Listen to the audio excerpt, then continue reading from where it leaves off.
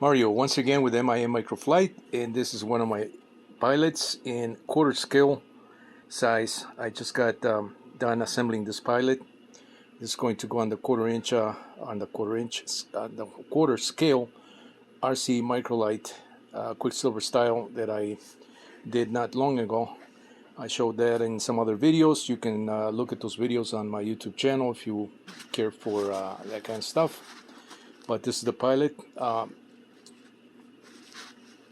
I am in the process of completing the assembly for the head. This is a head that turns left and right via a servo that gets mounted underneath the head here, and so I'm about to do that.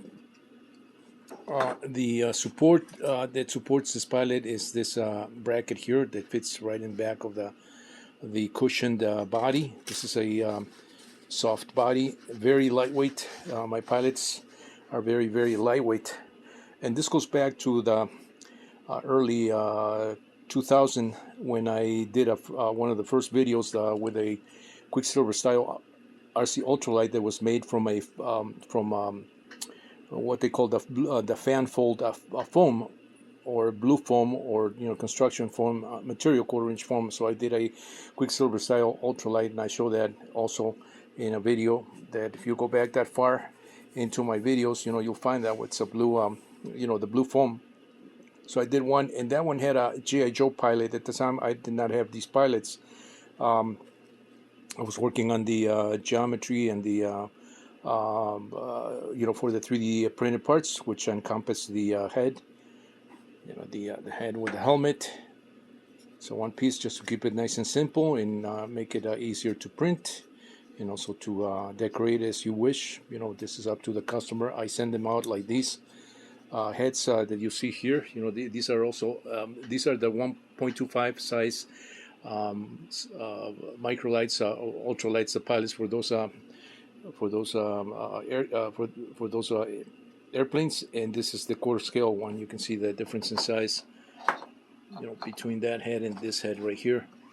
Some other ones right here that are kind of already done with the black goggles.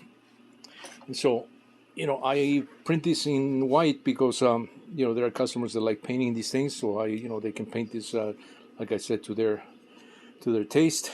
You can certainly paint this, the head. You can paint the visor. I mean, whatever you want to do. You can also paint the face, if you want to. Skin color. You can also paint the hands, which double up. Is not just if you paint these in skin color, they're going to be like a regular skin tone, whatever skin tone you want. But they can also be printed in black, to simulate black gloves. Same thing with the shoes. The shoes are printed in white. And this is a shoe that I model after one of my own gym shoes back in the 80s. That's I really like that shoe. I think it was a one of the popular brands, and I really like that shoe. So this is the shoe that's modeled after that. Not in detail by detail, but it's I shouldn't say model. I should say inspired by that shoe, because I really like that shoe. It was very comfortable, and it was white. And back in the 80s, this was in style. Shoes like of this type. So it was inspired by that. It's got my own details there, my own angles. So it's not totally a direct replica of those shoe. Just to be clear on that. As is all of the stuff that I designed here, it's all inspired by like the ultralights are inspired by the larger ones, but they have my own designs, my own ways of doing things, for radio control. So this is the pilot. I decided to do it in white because this wing is done in white. It's mostly white with very light appliques of color, and so I decided to do this right here, kind of on the fly. I didn't plan this out on paper as I typically do. Typically I sketch these things and start playing around with colors and variations of designs. But on this one, I just I got a little bit lazy. But this is how it came out. It's pretty decent, and it blends quite nice. With the wing. Because it's got the same same percentages of color. Most of the aircraft is white with just these areas here on the wing, on the corners, and so it's working out really well. And once the head is there, it'll complete the pilot. It'll look really spiffy. So this is where I'm at with this particular pilot body. Like I said, this is a very soft body, and the way I've been doing this is, I make the flight suits separate. I make the obviously, the three print parts have to be separate. They're all done separately, and then the body, inside this this Velcro zipper here, very simple, very clean. The way I like doing my products. You see that this is also made from nylon material, same nylon that I use on the wings, same nylon that I use on the flight suits. So it's and the bodies are they're all white, the white ripstop nylon. So they're very easy to handle. They're very easy to clean in case these get dirty, because nylon is really easy to clean with just a little bit of soap and mild detergent. And you can pretty clean. You can wash this even if you're by hand, if you do those things carefully, with soap and water. So that's how my pilots are made, and you can see you can form these to any shape you want. These fold at the they have a natural hinges, which is part of the body itself, and same thing with the legs. They fold any which way you want. I mean, you can twist the leg. It's not gonna break anything, because the legs are very because the body is a polyfilled body that is also done in sections. If you see inside here, you'll see that I have this would be the joints. What you see, these things in these parts in black right here are actually snap-on rivets that are done to make to attach the limbs, to the body. And so the legs also have similar snap-on connectors, to attach the legs, to the body. The body's separate, the legs are separate, the arms are separate. And so when that all comes together, you have a very nice, flexible, and very lightweight assembly or structure. So this is my pilot. I wanted to do this video just to do another, just to continue the legacy of MIM Microflight products, and just to show what I've been working on lately. Even though most of the stuff that I've been posting on my website, not a website but YouTube channel, has been on go-karts. I kind of deviated from making ultralights for a while there, so that I can concentrate on some electric go-karts and some gas go-karts that I'm rebuilding, and so in that process I decided to come back and sort of work on this ultralight, which I'm eager to finish. I've sold quite a few of these in this particular size by private requests, through my email. There are a few customers already who have these kits, with the pilots, and so I am I'm kind of eager, to finish this, because I haven't done a video on this particular size yet, and I have to thank those customers that have bought my products, just based on the fact that I have some other ultralights, and I show that in video. So they kind of put their trust on buying this larger one.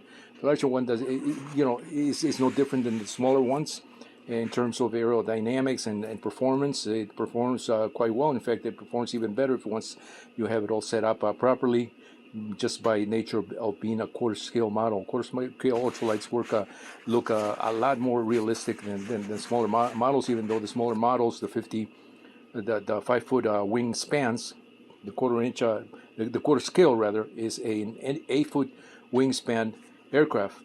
The more common ones that I've been selling are 5-foot wings, which is 60 inches in wingspan, and they're just as good. They look really great in the air. They're still easy to see, depending how far you go, and they're very easy to handle. Being an ultralight, a true